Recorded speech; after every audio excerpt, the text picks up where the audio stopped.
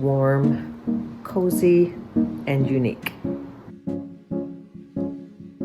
Back in 2014, we bought a fixer-upper, and to get all the work done in the house that we wanted, we were going to have to do it ourselves. Fixing up that house was the start of something pretty big for us.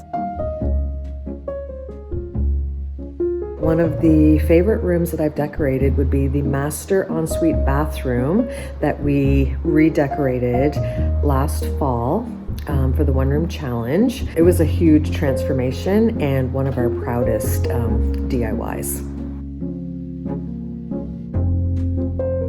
Peel and stick wallpaper on one wall can totally transform any room.